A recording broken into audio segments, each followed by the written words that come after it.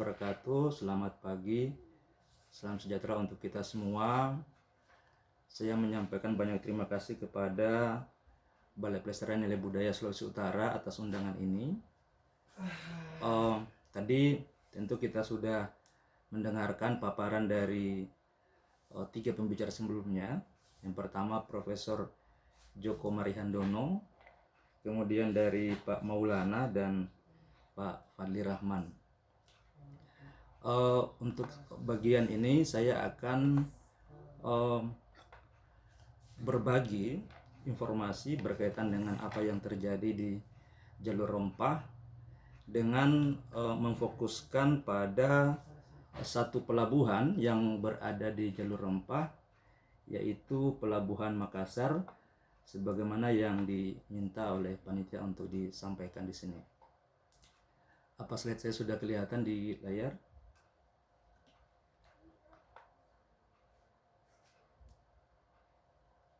Ya, baik. Nah, pembicaraan mengenai ini tentu sangat penting soal bandar ya.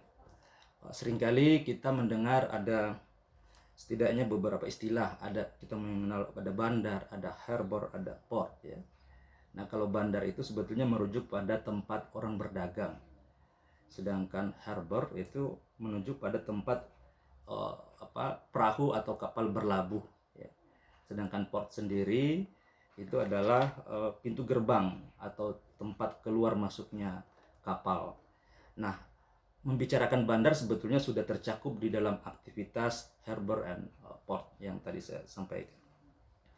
Nah, mengenai Pelabuhan Makassar ini sangat penting oleh karena dia berada di jalur rempah Nusantara, dan pelabuhan ini sekian lama diperebutkan oleh bangsa-bangsa Eropa karena posisinya yang strategis dan merupakan pelabuhan rempah. Nah, saya awali dengan mengajak kepada kita semua untuk melihat atau membaca buku SNI Jilid 3 ya. Ini menarik sekali, saya terinspirasi dari buku ini ya. Di situ sempat dikatakan bahwa sebetulnya kerajaan Goa Talo ya, kerajaan ini adalah oleh orang Eropa dikenal sebagai Makassar, tidak mempunyai banyak hasil untuk diperdagangkan, hanya beras yang terdapat di sana. Kerajaan ini penting oleh karena ada pelabuhan transito di jalur rempah. Yang menarik keterangan yang kedua dari buku SNI bahwa rempah-rempah yang dapat diperoleh di pelabuhan ini, Makassar maksudnya, kadang lebih murah daripada di Maluku ya. Ini tentu suatu hal yang perlu kita diskusikan ya. Biasanya rempah itu lebih murah di daerah produksinya, ini malah di Makassar jauh lebih murah kadang menurut catatan ini. Apa sebetulnya yang menyebabkan rempah bisa lebih murah di Makassar? Nah, untuk menjelaskan itu saya ingin terlebih dahulu memberikan uraian mengenai perkembangan Bandar Makassar. Seperti apa bandar ini ditata, lalu kemudian menjadi bagian penting dalam jaringan rempah Nusantara. Yang pertama, sebetulnya kerajaan Goa pada awalnya itu adalah kerajaan yang bercorak agraris yang berada di Bukit Tamalate, pusat pemerintahannya. Dan seiring perkembangan dinamika jalur perdagangan di jalur rempah, lalu Raja Goa Tumapari Sikalona memindahkan ibu kota pemerintahan dari Bukit Tamalate ke sekitar muara Sungai Jeneberang atau Sombaopu. Ini untuk merespon ramainya perdagangan melintasi Makassar, sehingga oleh penguasa dipandang perlu untuk segera membuat pelabuhan dan melakukan pengaturan yang lebih baik lagi. Langkah yang kedua dilakukan oleh Raja Tumapari Sikalona tadi adalah menyatukan Goa dengan Kerajaan Talo. Ini sebuah kerajaan yang berada di pesisir di muara Sungai Talo yang sejak awal didirikan pada akhir pertengahan abad ke-15 sudah menjalin hubungan perdagangan dengan Jawa, dengan Malaka dan negeri-negeri di Semenanjung. Jadi nampak sebelum Goa berorientasi maritim, Kerajaan Talo sudah lebih lama melakukan hubungan perdagangan maritim.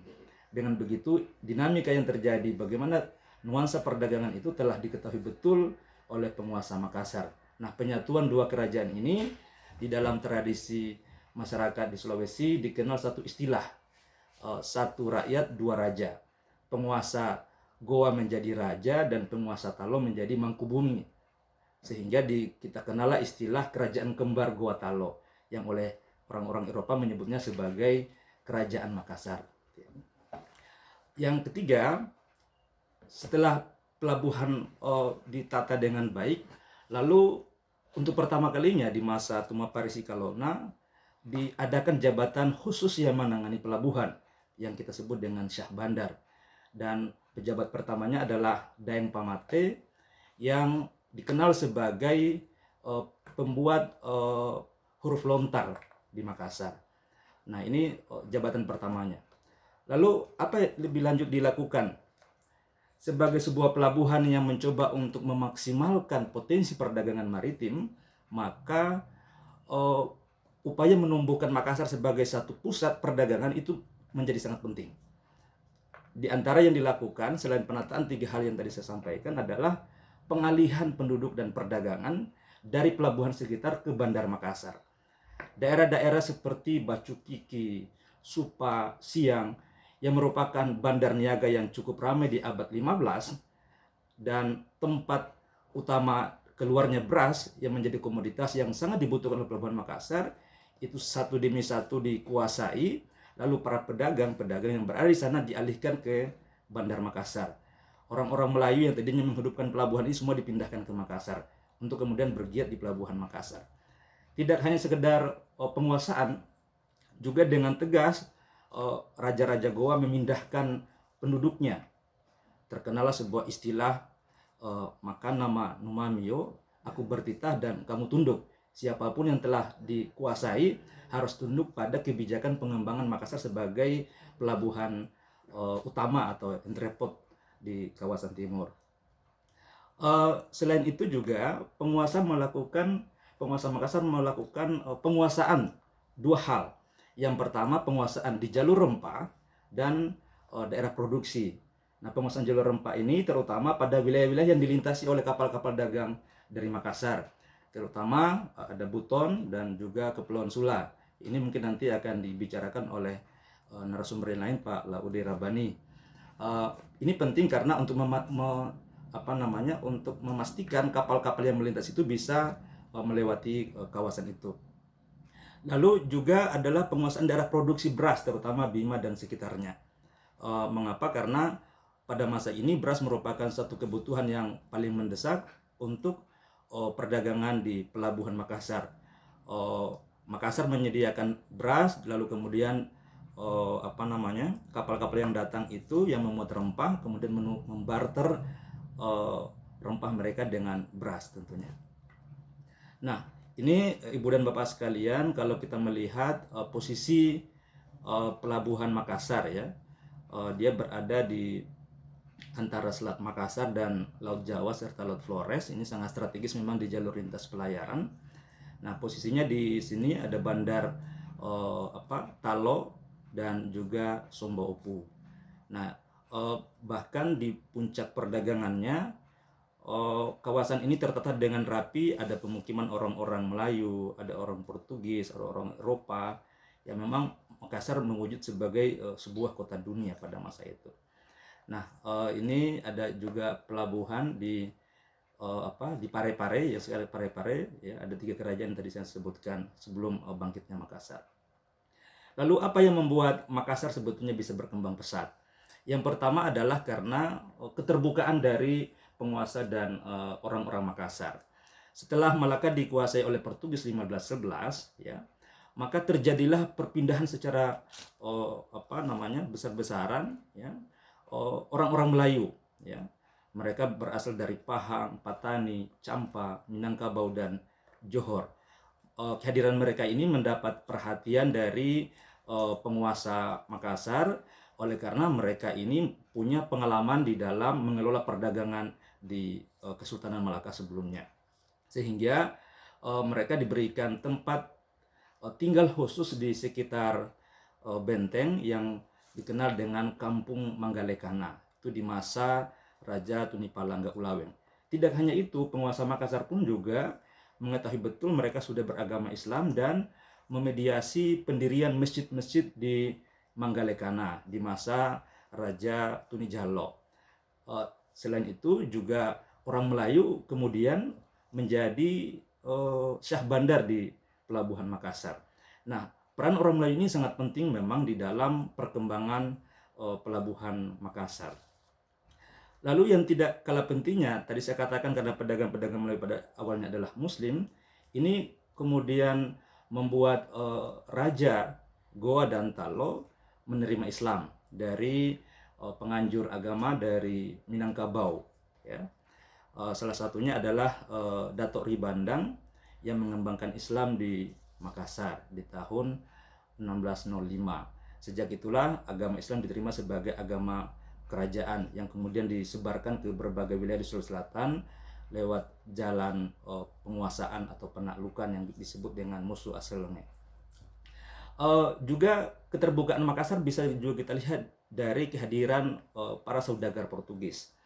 Nah, saudagar Portugis ini sudah lama berada di Pelabuhan Makassar, itu sejak masa Tumaparisi Kalona, awal ketika Goa berorientasi maritim, dan memuncak setelah Malaka dikuasai oleh Belanda di tahun 1641, maka Makassar menjadi salah satu pusat utama perdagangan Portugis di Nusantara. Lalu selain itu juga kita bisa menyaksikan kehadiran orang-orang Spanyol, Inggris, Belanda, Denmark, Cina, dan India, yang pada akhirnya semua itu menampilkan Makassar sebagai kota dunia. Hal yang lain juga ini membuktikan Makassar begitu terbuka juga terhadap diaspora atau kedatangan orang-orang Jawa pasca ekspansi Mataram di antara tahun 1616 sampai dengan 1626, ketika kota-kota pelabuhan di pantai utara Jawa itu dihancurkan seperti Lasem, Pasuruan, Tuban, dan terakhir Surabaya di tahun 1625.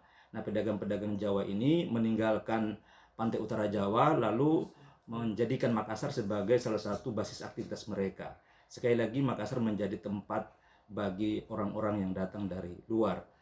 Yang juga tidak kalah pentingnya juga diaspora orang-orang Maluku. Ya. Pasca pembantaian yang dilakukan oleh Belanda di Banda di tahun 1621, Raja Goa kemudian mengirimkan puluhan armada jung untuk membawa orang-orang Banda yang tidak ingin tunduk pada kuasa Belanda, lalu dibawa ke Makassar. Di sini terjadi diaspora orang Maluku di Makassar. Lalu juga akibat perang Hitu dan perang Huamual, makanya di Makassar kemudian terbentuklah perkampungan-perkampungan Maluku seperti Maloku, ya, dekat Pantai Losari, juga ada Kampung Banda. Nah, Makassar menunjukkan satu kota yang sangat terbuka pada masa itu. Lalu bagaimana tadi saya katakan Makassar kemudian menjadi pelabuhan di mana rempah bisa diperoleh dengan harga yang murah. Ini sangat berkaitan erat dengan strategi perdagangan yang dilakukan oleh orang-orang Makassar. Yang pertama, Raja Goa, ya, Raja Talom maksud saya, Karaeng Matoaya, Mangkubumi Kerajaan Makassar, menempatkan seorang agennya di Banda dan mengirimkan beras dan kain-kain untuk kemudian ditukar dengan rempah. Jadi dengan mudah penguasa Makassar mendapatkan rempah dari agen yang memang disimpan khusus di Banda. Lalu kemudian yang kedua, orang-orang Makassar ini mendapatkan modal dalam perdagangan dari para pedagang Inggris, Portugis, dan Denmark yang berada di Makassar dengan jaminan yang pasti.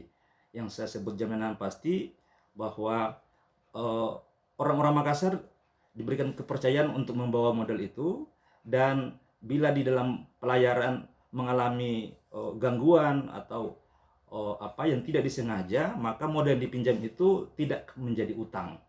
Ya, jadi itu satu kebijakan. Orang Makassar begitu dipercaya oleh pemilik modal dari Inggris, Portugis, dan Denmark yang berada di Makassar. Dengan modal-modal yang dimiliki itu, orang Makassar membeli rempah yang lebih lebih murah, ya, daripada yang dibeli oleh Belanda. dan ini membuat Belanda tidak senang terhadap pedagang-pedagang Makassar. Orang-orang Makassar pun juga membantu rakyat Maluku dalam melakukan perlawanan terhadap Belanda. Itulah sebabnya mengapa petani-petani rempah, cengkeh dan pala di Maluku itu lebih senang menjual rempah mereka kepada pedagang-pedagang Makassar, dan hal itu membuat Belanda menjadi tidak senang dan ingin menghancurkan Makassar atau ingin menguasai pelabuhannya. Nah, ini salah satu bagian yang sangat penting di dalam perkembangan dunia perdagangan. Salah satu indikasinya adalah bahwa adanya hukum pelayaran dan perniagaan amanagapa. Nah, di dalam undang-undang ini diatur bagaimana aktivitas perdagangan ya. Ini cukup detail ya. Lalu sistem perdagangan yang dikembangkan pada masa itu adalah sistem samatula. Nah, ini tadi sama seperti ketika orang Inggris meminjamkan modal kepada orang-orang Makassar ya. Ada sistem samatula bahwa modal yang dipinjamkan itu tidak akan dikembalikan bila digunakan sesuai dengan kesepakatan, kecuali kalau ada tindakan di luar kesepakatan seperti menggunakan modal untuk kepentingan berjudi, dipelacurkan, digunakan untuk kawin lagi, boros atau berfoya-foya ya, parlente kalau orang Maluku menyebutnya, lalu digunakan untuk dipinjamkan kepada orang lain, lalu belanja untuk kebutuhan sendiri. Kalau itu semua dilakukan, maka modal itu harus dikembalikan. Nah, di dalam hukum pelayaran ini pun juga jelas mencantumkan wilayah-wilayah pelayaran dan sewanya. Wilayah pelayaran yang paling dekat dari Makassar adalah Selayar, itu sewa perahunya 2,5 rial per 100 ya. Yang paling jauh adalah Aceh, Kedah dan juga Kamboja. Nah, Ibu dan Bapak sekalian, ini adalah peta pelayaran orang-orang Makassar ya pada masa lalu dan juga orang Bugis dan yang lain. Nah, saya sampai pada bagian yang terakhir ya. Dari uraian saya tadi tampak jelas bahwa visi maritim penguasa ya, pemusatan perdagangan dan penguasaan jalur rempah dan daerah produksi itu menjadi fondasi bagi bangkitnya Makassar sebagai pelabuhan entrepot di jalur rempah. Yang kedua, tidak dapat dipungkiri keterbukaan penguasa lokal dan spirit bahari penduduk Makassar itu menjadikan Makassar menjadi pelabuhan dunia yang plural.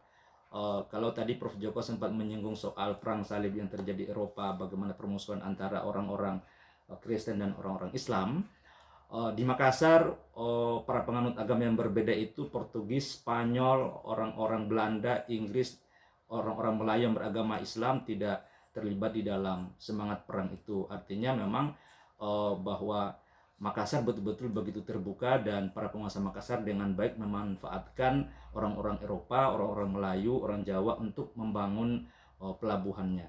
Saya kira itu dari saya untuk menjadi bahan diskusi selanjutnya. Terima kasih. Assalamualaikum warahmatullahi wabarakatuh.